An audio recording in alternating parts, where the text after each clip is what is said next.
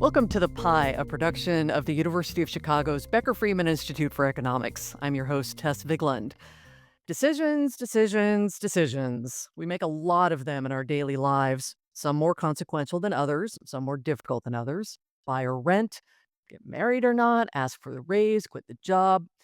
They're common and thorny, and if you've long wished for a cheat sheet to help with the decisions in an economy that sometimes might feel stacked against you, your wish is granted, or at least for some cheat codes. Daryl Fairweather is our guest today. She's the chief economist at Redfin and the author of Hate the Game: Economic Cheat Codes for Love, Life, and Work. She is also the first Black woman to earn a PhD from the economics department at the University of Chicago. Daryl Fairweather, we are delighted to welcome you to the Pie. Thank you so much for having me. So I love that we're having you on this University of Chicago podcast because not only is this the university where you got your PhD, but it's also the university where Stephen Levitt and Stephen Dubner birthed Freakonomics. And that book is really a crucial part of why you became an economist and ended up writing this book, which very much continues some of that work, I think, in behavioral economics. So tell us a little bit about that story and why the book influenced you so deeply. Yes. So when I first went off to undergrad at MIT, when I was only 18 years old, I didn't really know anything about economics. I took one class in high school, but I still felt like it was just about money and the stock market and a bunch of stuff that boring people care about. I was interested in math. Yeah, I was interested in math. So I thought I was going to go study engineering at MIT. That's what MIT is known for. But on the way to the airport, my dad handed me the book for economics and told me to read it because one of the authors was an MIT graduate, Stephen Levitt. That's where he got his PhD. Right. And after reading the book, just on the airplane ride over, I just completely fell in love with the whole concept of economics. I realized that it was really about human behavior, about how people make decisions and how there are all of these economic forces and incentives at play that lead to the decisions that people make. And because I love math and I love understanding what makes people, tick, it felt like the perfect thing for me to study. My dad was concerned though because he thought that going into engineering would be the safer option for me because it's more objective. Economists like to think of themselves as objective, but it's really not. There is a lot of subjectivity that goes into, whose economic opinions we listen to. And he thought that me being a woman and me being black, biracial black, that I would face more discrimination if I went into economics than if I went into engineering. That at least if I was an engineer, the math would speak for itself. If you design a plane, it either flies or it doesn't. There really isn't that much subjectivity involved, but in economics, No. it might face more prejudice. And, even having that in the background, I still really wanted to pursue economics. My grandmother was a pioneer in architecture. She was the first Black woman to get an architecture license in New York, and then she did again in California. So I knew from her example that, you can enter into these places where you face disadvantage and you can prove people wrong and still find success. And that's what I set off to do.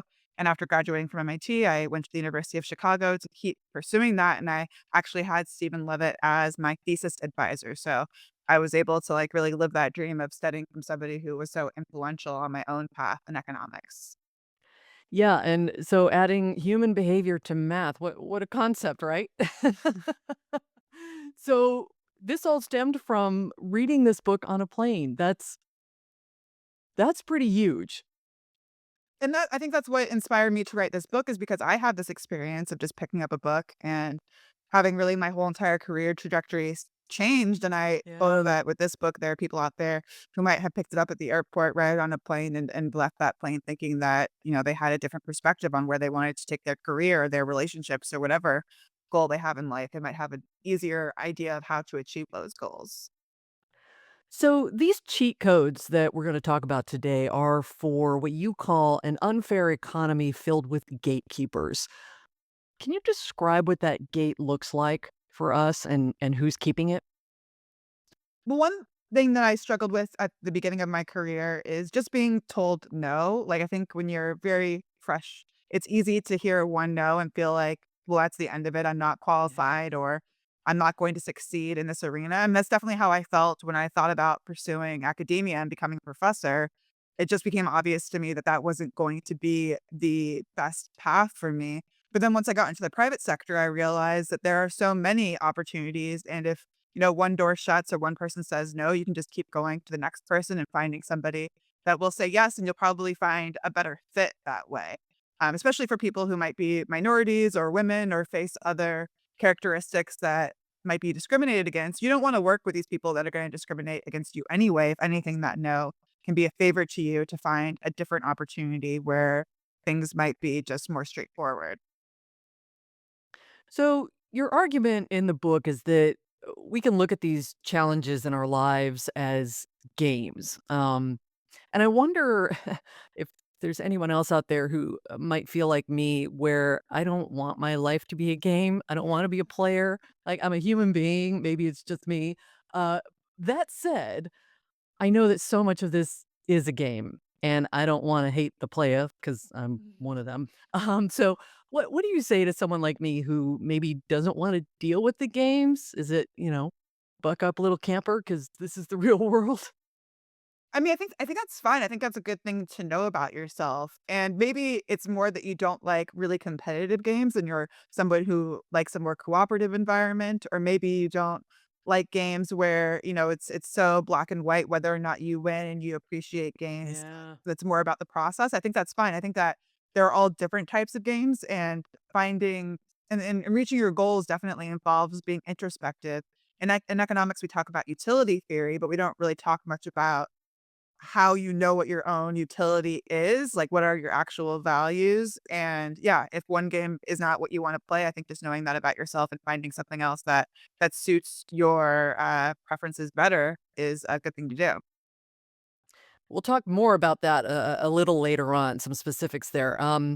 Your first chapter goes into really fun, understandable detail about game theory, and you spend some time on the power plays inherent in negotiation, and that this is one of the real building blocks of this game that we're all playing.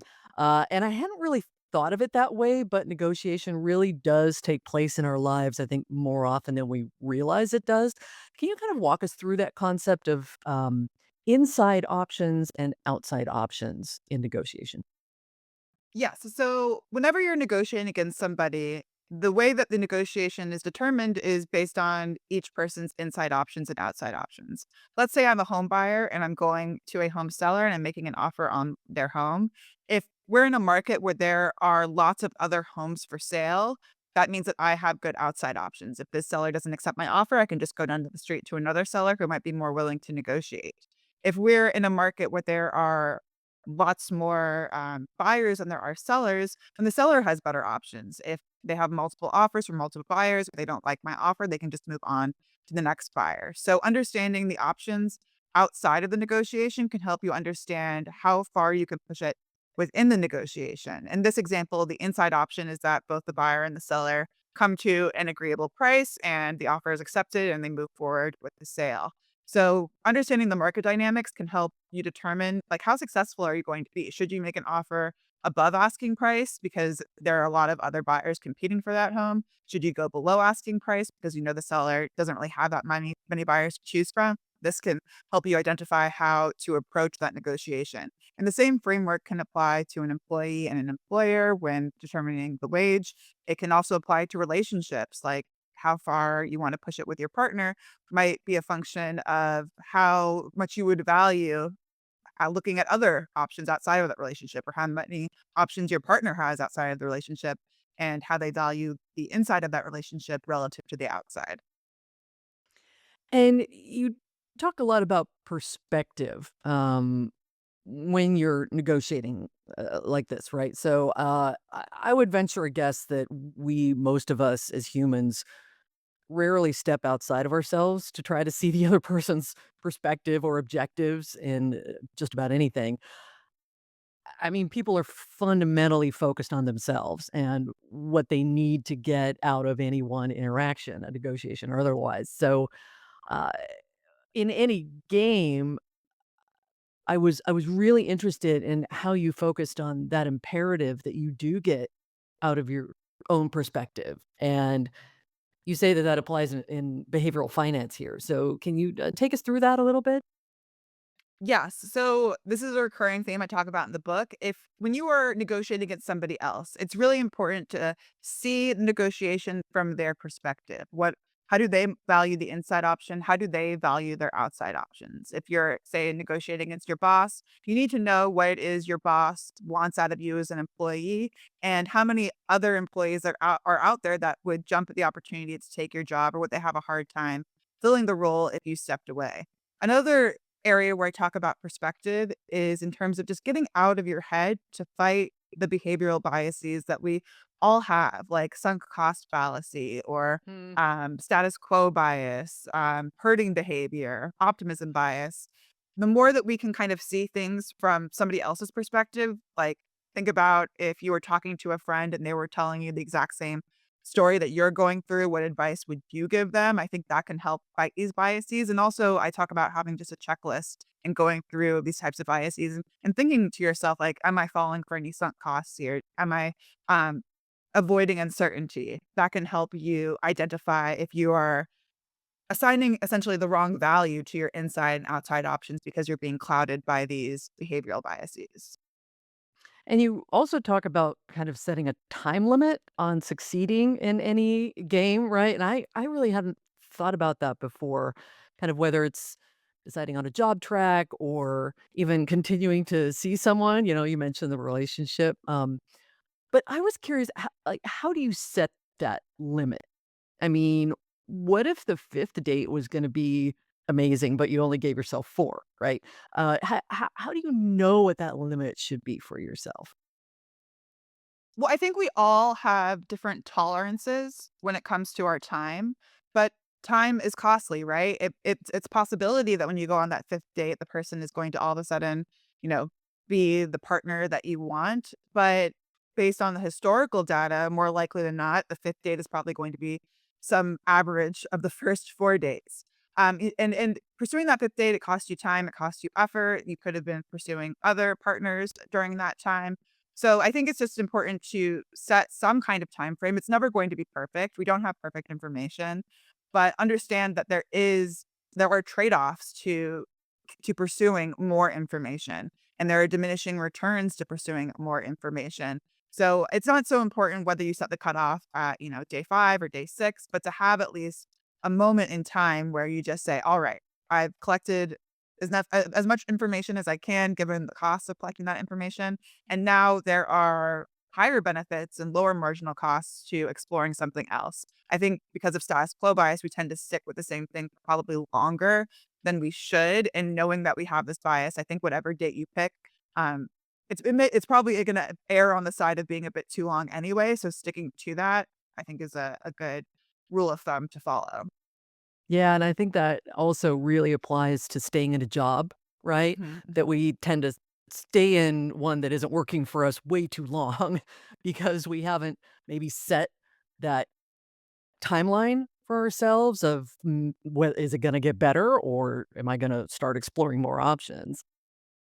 Yeah, absolutely. And there are biases that keep us in those jobs, like uncertainty aversion, being afraid of trying something new just because it's not something you've experienced before, or herding behavior. Everyone who is around you every single day at that job, they're not quitting. So it feels like, you're going against the herd to be the one that quits. But again, just knowing you have these biases can help you fight against them and feel more confident about doing what maybe feels a bit more uncomfortable.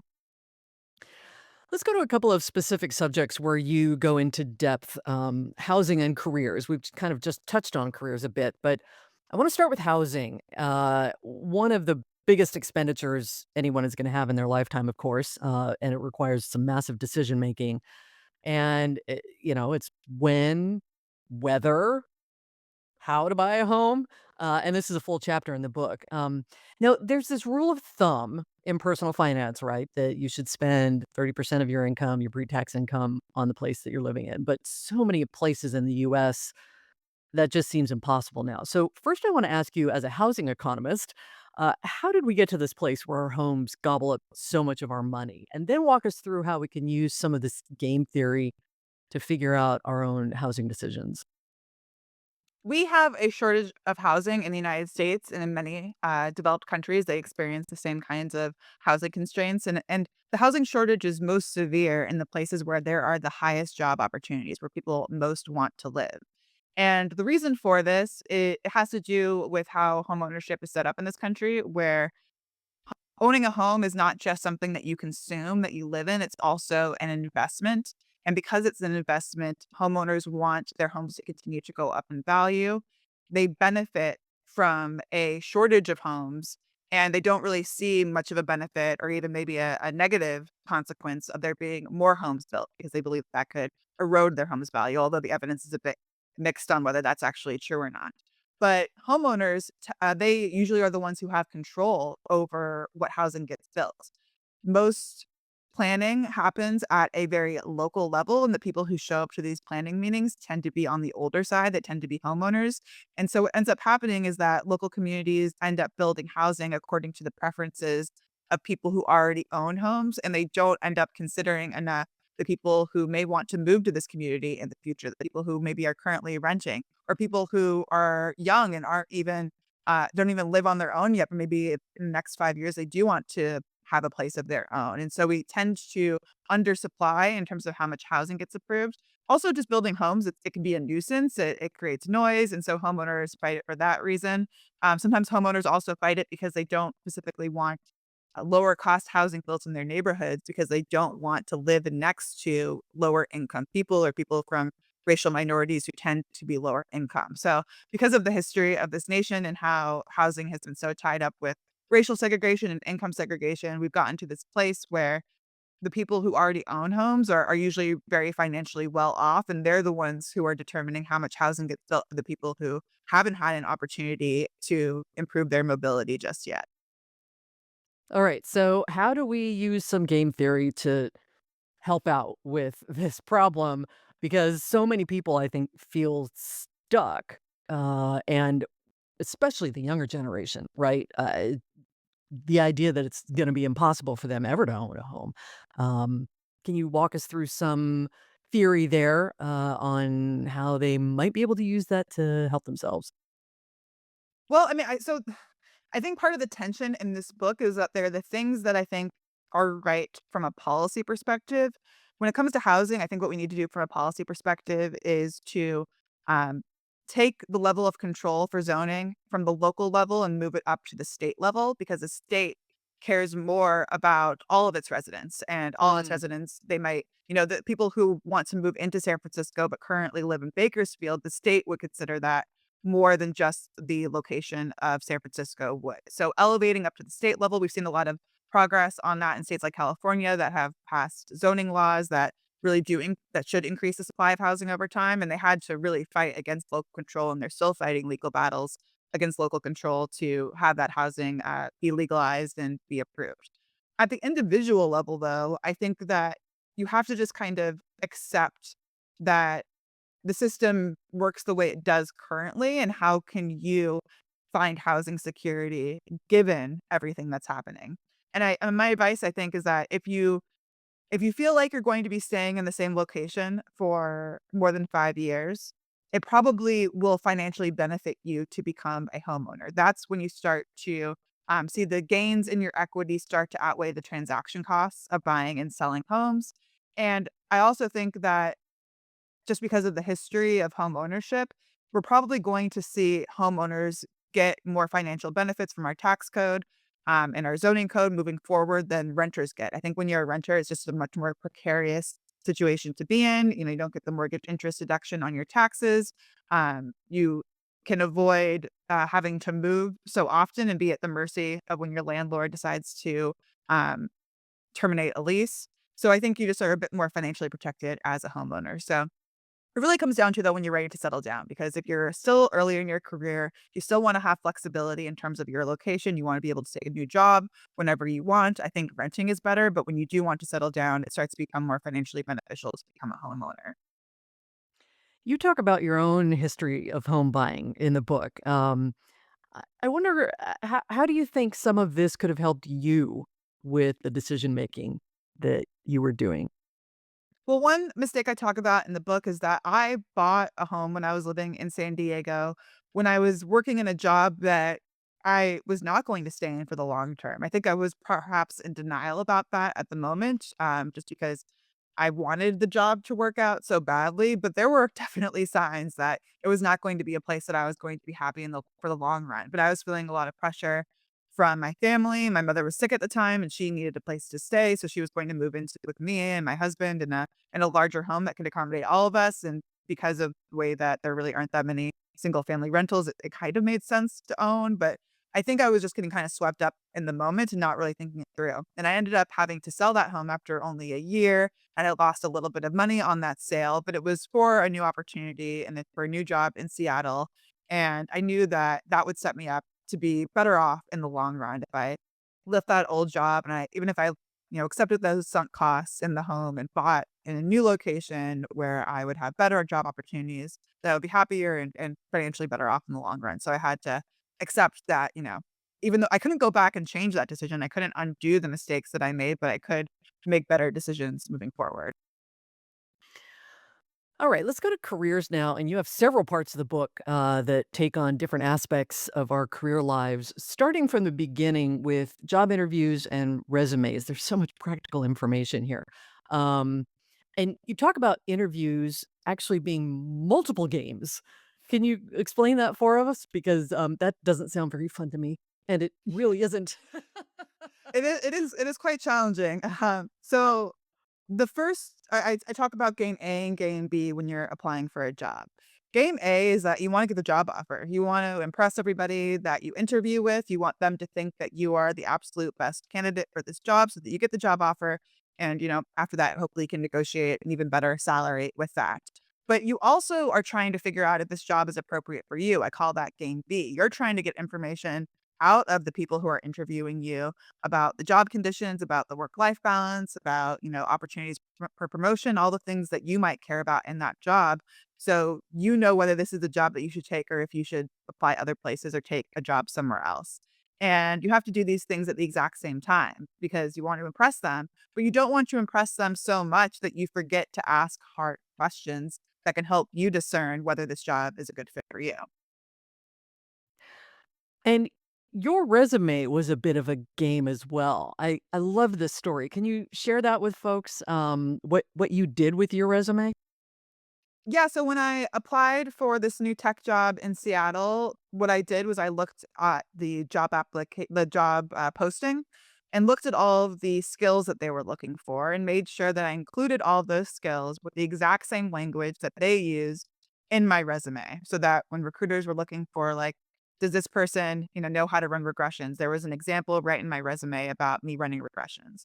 And I use that as the framework for how to organize my resume and which information should be highlighted, put in bold, made to look more important. I think a lot of people, when they think about their resume, they do it just based in chronological order, or they try to fit everything in like the smallest possible font so that it looks like they have so much experience. But I think it's really important to tailor your resume to the job that you're looking for and really present yourself as the ideal candidate. And a lot of that just has to do with, which opportunities are put in bold, which things get elevated. I elevated an internship opportunity, even though it was farther in the Huh. past, and some other opportunities that I left off my resume just because they weren't as relevant to make it look like I really was the perfect candidate for the job.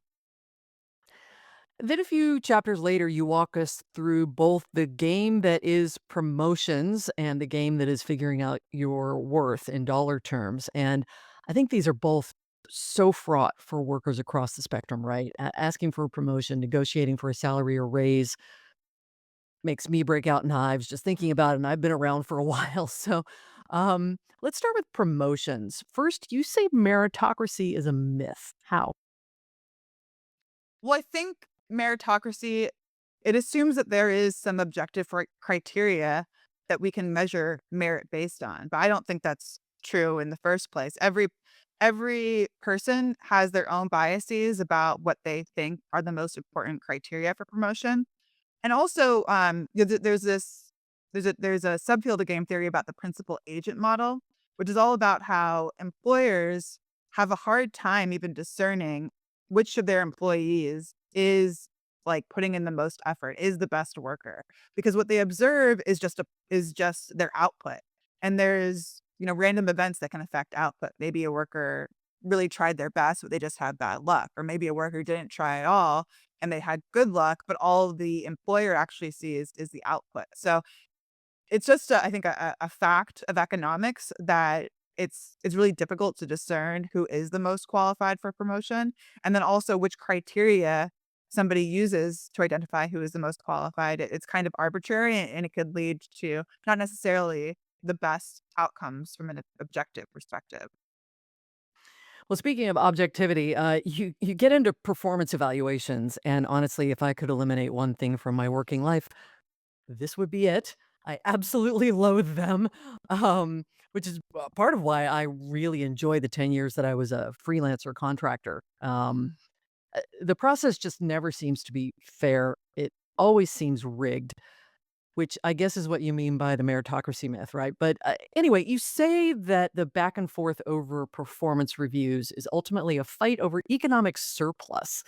And I love this notion. Take us through that from both the employer side and the employee's side, and then maybe some strategies for that game. Yes, this is the principal agent model that I talked about. So say that there is an employee and it's their job to enter data into a spreadsheet from like a whole list of, let's say, paper materials that haven't been digitized yet.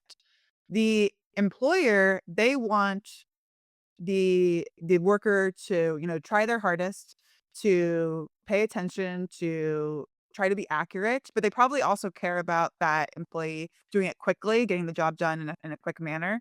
And those two goals can be in conflict with one another. The employee, what they really want is to get paid and to not, work so hard that they're stressed out, that they're losing sleep, or maybe they just want some time during the day to have some work-life balance. So there's this tension between what the employer wants and what the employee wants, and the employer might use criteria like how many how many spreadsheets did they end up entering at the end of the day, or how accurate was the information that they inputted. But they have to make some kind of determination about what they're going to be measuring.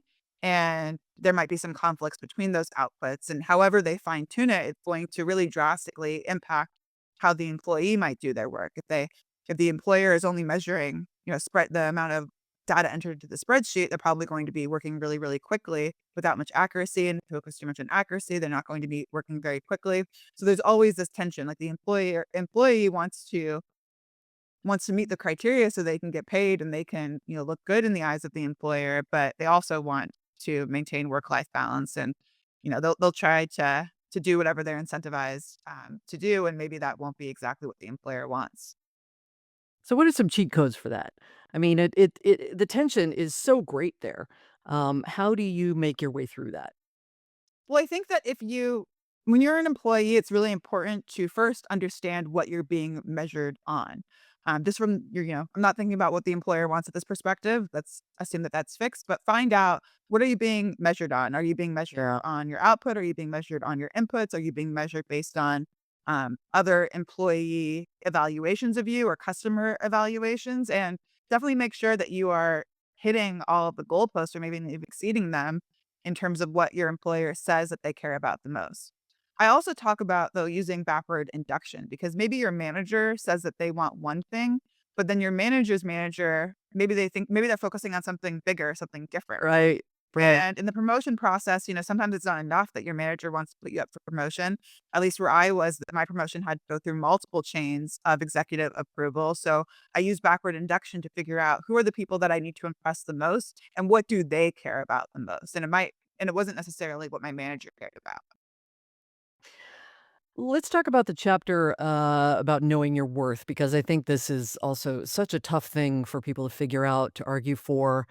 And of course, we know historically, women especially don't ask for enough. I was really struck by the story that you shared of the actress Taraji P. Henson. Mhm. So I wonder if you could share that with listeners and then give us some cheat codes for when we're trying to make the case for ourselves. Yes. So Taraji P. Henson, she found success in her career when she was in this movie called Hustle and Flow. It was just a little indie movie, but it got her nominated for an Oscar. And after she was nominated, she started to have more opportunities. She was cast in a supporting role in the movie Benjamin Button, which was going to be this big Hollywood production with Brad Pitt. And she ended up getting an offer of salary that was a lot lower than what she was expecting. She said in an interview that after she had to pay for her manager and her agents, that she was really only left with like was around $40,000, which was, it felt like an insult given that she was on this academy Yeah. stage before and at that high caliber. And she knew that her co-stars were getting paid millions of dollars.